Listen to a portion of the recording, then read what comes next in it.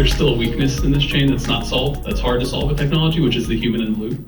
And I don't see that going anywhere, right? There's always going to be the need for a human interacting at some level, depending on the sensitivity, the security, X, Y, and Z.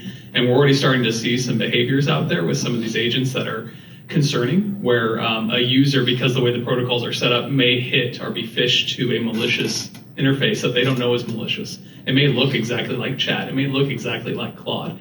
And when they go to authenticate, they're interacting with protocols that they trust, that they're used to, like, hey, sign in with OAuth. Great, I'm going to be redirected to my IDP or my social provider.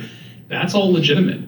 Through a proxy, that's real. It's actually happening. And the user is actually issued a valid token. Now a malicious agent has a valid token for a valid user, and they can do whatever they want. They could change, for payments, the transaction size. They could change the recipient, because they're in the middle. So we've added this new piece, the human in the loop, which is this agent in the middle between the service provider and the human that can actually manipulate stuff. And I think that's a really big area that's kind of, if we don't have the right protocols in place, if we don't have the right, tool chaining around this and education for our users at the enterprise level, as well as consumers in general, I think there's going to be some big risk there.